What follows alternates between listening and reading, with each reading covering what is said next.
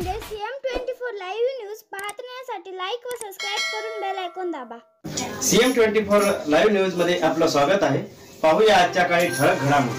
Police station Kinwat येथील भाग्यलक्ष्मी महिला सहकारी बँकेचे ATM मधून चोरी करणारे 3 आरोपी घेतले ताब्यात। 15,60,500 रुपयाचा मुद्देमाल करण्यात आला जप्त। स्थानिक गुन्हे शाखा नांदेडची कामगिरी। किनवट येथील भाग्यलक्ष्मी महिला सहकारी बँकेच्या ATM मधील 500 रुपयाच्या 3,479 नोटा, ज्याची एकूण रक्कम 17,39,500 रुपये अज्ञात चोरट्याने त्यातील कॅसेटसह मशीनमधून चोरी केले म्हणून गुन्हा दाखल केला होता। माननीय पोलीस अधीक्षक श्री अविनाश कुमार यांच्या आदेशानुसार पोलीस निरीक्षक श्री उदय खंडेराय यांनी पोलीस संतोष शेकडे यांच्या अधिपत्याखाली किनवट येथे एक पथक रवाना केले होते। सदर पथकाने किनवट येथे जाऊन पोलीस स्टेशन किनवट येथील तपासी अधिकारी पोलीस अधीक्षक सागर झाडे व त्यांचे पोलीस अंमलदार यांना सोबत घेऊन भाग्यलक्ष्मी महिला सहकारी बँकेत काम करणाऱ्या कर्मचाऱ्याची चौकशी केली असता बँकेतील शिपायावर संशय बळावल्याने त्याची चौकशी केली असता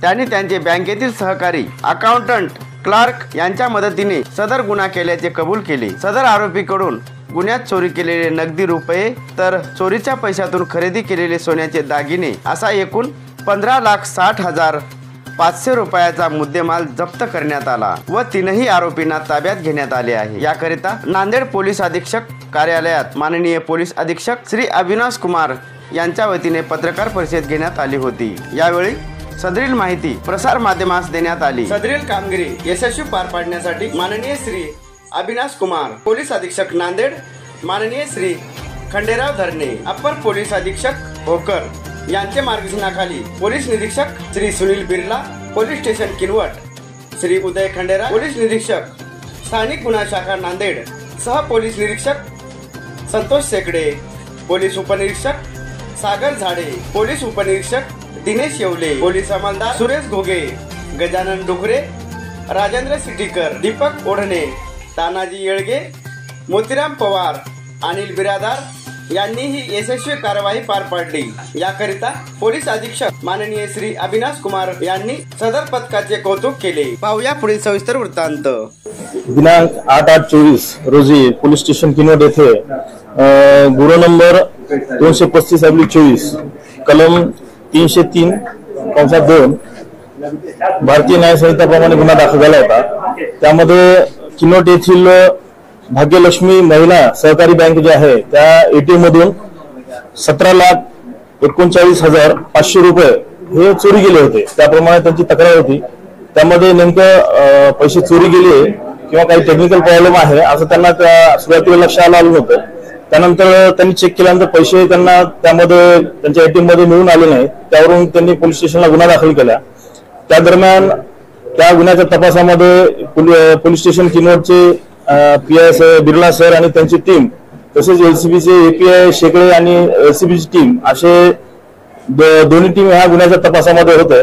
त्या दरम्यान आम्ही सुरुवातीला तर संशय, कारण त्या ATM ला जो पैसे काढण्याची पद्धत आहे त्याच्यामध्ये त्या ATM मधून जर त्याला कुठलं डॅमेज करता जर पैसे काढायचे असतील तर त्याच्या त्या ATMचं पासवर्ड जे असतं ते महत्वाचं होतं। त्यानुसार आम्ही पोलीस स्टेशन जे बँकेचे जे कर्मचारी आहेत प्रत्येक कर्मचाऱ्याला आम्ही सर्वांना पोलीस स्टेशनला बोलून सर्वांना विचारपूस केली। त्यामध्ये त्या ठिकाणी जो शिपाई आहे तो त्यांनी सुरुवातीला कबुली दिली की त्यांनी हा गुन्हा केलेला आहे आणि त्या ठिकाणी जे कर्मचारी होते त्याच बँकेमध्ये रितेश विराळे हा जो कर्मचारी आहे आणि दुसरा भारत सोनटक्के हे जे त्या ठिकाणचे कॅशियर आहेत, ह्या दोघांनी मिळून ते कॅशियर जे सोनटक्के आहे त्यांच्याकडे एक पासवर्ड होता आणि दुसरे टाक जो त्या ठिकाणी कामाला होते त्यांच्याकडे दुसरा पासवर्ड होता। तो पासवर्ड त्यांनी रितेश विराळे यांनी ते हस्तगत केला आणि या दोघांनी मिळून त्या शिपायाच्या सहाय्याने त्या सुरुवातीला त्यांनी ATM चे सर्व CCTV कॅमेरे बंद केले। त्यानंतर पासवर्ड टाकून त्या ATM मधून त्यांनी 17,39,500 रुपये काढून घेतले। हाँ, इसमें जिसको पासवर्ड मालूम है वही निकाल सकता था, क्योंकि विदाउट डैमेज ऐसा पैसे कोई निकाल नहीं सकते, इसलिए उस पर डाउट था और वो क्लियर होगा।